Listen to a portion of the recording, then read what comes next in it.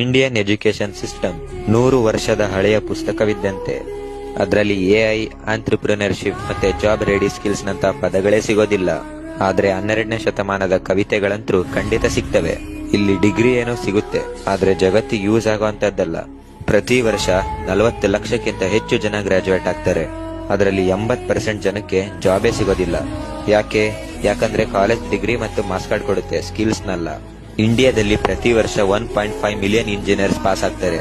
ಆದ್ರೆ ಕೆಲಸ ಸಿಗೋದು ಮಾತ್ರ 2.5 ಲಕ್ಷ ಜನಕ್ಕೆ. 15 ಲಕ್ಷ ವರ್ಸಸ್ 2.5 ಲಕ್ಷ. ಇದು ಜೂಜಾಟವಲ್ಲ, ಒಂದು ವ್ಯವಸ್ಥೆಯ ವಿಫಲತೆ. ಇವತ್ತು ಯಾವ ಸ್ಕಿಲ್ಗಳು ಮಕ್ಕಳಿಗೆ ಬೇಕೋ ಅದು ಸ್ಕೂಲಲ್ಲೂ ಸಿಗ್ತಿಲ್ಲ, ಕಾಲೇಜಲ್ಲೂ ಸಿಗ್ತಿಲ್ಲ. ಪ್ರೆಸೆಂಟೇಷನ್ ಸ್ಕಿಲ್ ಇಲ್ಲ, ಕಮ್ಯುನಿಕೇಶನ್ ಇಲ್ಲ, ಬಿಸಿನೆಸ್ ಅಂಡರ್ಸ್ಟ್ಯಾಂಡಿಂಗ್ ಇಲ್ಲ, ರಿಯಲ್ ವರ್ಲ್ಡ್ ಪ್ರಾಬ್ಲಮ್ ಸಾಲ್ವಿಂಗ್ ಕೂಡ ಇಲ್ಲ. ಮತ್ತೆ ಸೊಲ್ಯೂಷನ್ ಏನು? ಔಟ್ಡೇಟೆಡ್ ಸ್ಕಿಲ್ಸ್ ನ ತೆಗೆದಾಕಿ, AI, modern tools, life skills ನ ಇಂಟ್ರೊಡ್ಯೂಸ್ ಮಾಡಿ, ಎಕ್ಸಾಮ್ ಬೇಸ್ಡ್ ಸಿಸ್ಟಮ್ ನ ತೆಗೆದಾಕಿ, ಪ್ರಾಕ್ಟಿಕಲ್ ಲರ್ನಿಂಗ್ ನ ಜಾಸ್ತಿ ಮಾಡಿ. ಮುಖ್ಯವಾಗಿ ಮಕ್ಕಳಿಗೆ ಅವರ ಡಿಗ್ರಿಯಿಂದ ಅಲ್ಲ, ಸ್ಕಿಲ್ಸ್ ಗಳಿಂದ ಜಡ್ಜ್ ಮಾಡಿ. ಎಲ್ಲಾ ಮಕ್ಕಳು ಟಾಪರ್ ಆಗಕ್ಕಾಗಲ್ಲ, ಆದ್ರೆ ಎಲ್ಲಾ ಮಕ್ಕಳ ಹತ್ರ ಒಂದು ಯೂನಿಕ್ ಸ್ಕಿಲ್ ಇರುತ್ತೆ.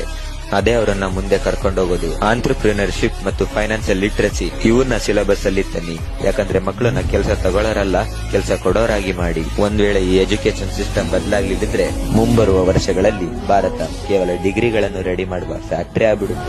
ಇಲ್ಲಿ ಡಿಗ್ರಿ ಏನೋ ಸಿಗ್ತವೆ, ಆದ್ರೆ ಅವಕಾಶಗಳು ಸಿಗಲ್ಲ. ಈ ವಿಡಿಯೋನ ಪ್ರತಿ ಸ್ಟೂಡೆಂಟ್, ಪ್ರತಿ ಪೇರೆಂಟ್ಸ್, ಪ್ರತಿ ಟೀಚರ್ಸ್ ಹತ್ರ ಕಳಿಸಿ.